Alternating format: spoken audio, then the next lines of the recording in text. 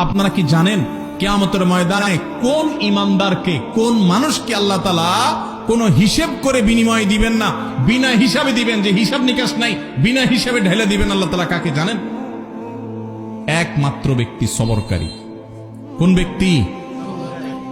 যে অসুখে সবর করেছে, বিপদ আপদে সবর করেছে, মানুষের কটুকতায় সবর করেছে, অসুখ বিসুখে সবর করেছে, মুসিবতে সবর করেছে, ধৈর্যের পাহাড় হয়েছে, ধৈর্য ধারণ করেছে, সবর করে ঢোক গিলেছে, সবর করে নিজেকে নিয়ন্ত্রণ করেছে, কোনো কষ্টে হাহুতাশ করে নাই, নাশুকুরি করে নাই, আল্লাহর কুফরি করে নাই, গালিগালাজ করে নাই, মুখ খারাপ করে নাই, ভাঙচুর করে নাই, নিজেকে নিয়ন্ত্রণ করতে পারছে, ধৈর্য ধারণ করতে পারছে, ধৈর্যের ঢোক গিলতে পারছে যে ব্যক্তি, এই ব্যক্তি সম্পর্কে আল্লাহ বলেছেন ইন্নামা ইউওয়াফাস সাবিরুনা আজরাহুম বিগাইরি হিসাব। সবরকারীদের বিনিময় আল্লাহ রাব্বুল আলামিন কিয়ামতের ময়দানে কোনো হিসাব নিকেশ করা ছাড়া, তুমি নামাজ কয় ওয়াক্ত পড়ছো, রোজার কতগুলোর সওয়াব পাবা, সুবহানাল্লাহ কতবার পড়ছো, আলহামদুলিল্লাহ কতবার পড়ছো, কয়বার কোরআন খতম দিছো, কয়বার কি ভালো কাজ করছো, এই সমস্ত হিসাব নিকেশ নাই বান্দা। তুমি সারা জীবন সবর করেছো, সব ক্ষেত্রে সবর করেছো, আজকে তোমার দেওয়ার ক্ষেত্রে কোনো হিসাব নিকেশ নাই, বিনা হিসাবে আল্লাহ তাআলা ঢেলে দিবেন। সবর করবো তো ইনশাআল্লাহ।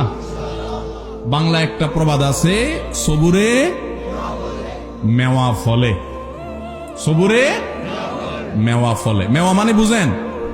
মেওয়া মানে ফল।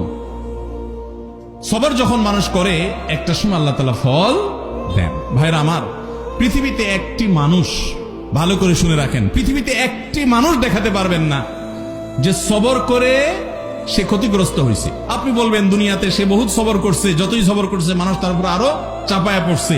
আমি বলবো যদি সে আল্লাহর জন্য সবর করে থাকে তো হাতির মতো মরলেও লাগ, বাঁচলেও লাগ, তার এই সবরের বিনিময়ে আল্লাহ তাআলা দিবেন না দিবেন না? দিবেন। আর বেশিরভাগ ব্যক্তি সবরের ফলাফল দুনিয়াতেই দেখে যায় ভাইরা আমার।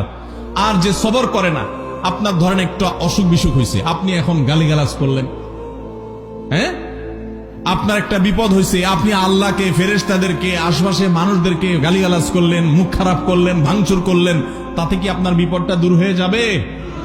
আমার কথা কি বুঝতেছেন? কোন একটা পেরেশানি আসলো, ভাঙচুর করলেন, অস্থির হয়ে গেলেন, জামা কাপড় ছিঁড়লেন। অনেকে আছে নিজের আত্মীয় স্বজন মারা গেলে ধৈর্য ধারণ করতে পারে না। আমি নিজে কানে শুনেছি এরকম অনেকে, নিজের নাতি মারা গেছে, ছেলেটা মারা গেছে, তো বলে আজরায়েল কি চোখ খাইছে? আর মানুষ দেখলো না, আমার নাতিটারানি দেখলো, একটা মাত্র দিছে আল্লাহ তাআলা, বংশের মধ্যে ওইটাই আল্লাহ তাআলা নিয়ে গেল। এরকম অনেকে বলে, কি বলে না? কুফরি, ঈমান চলে যাওয়ার মতো কথা। আল্লাহ রাব্বুল আলামিন দিয়াও পরীক্ষা করেন, নিয়াও পরীক্ষা করেন।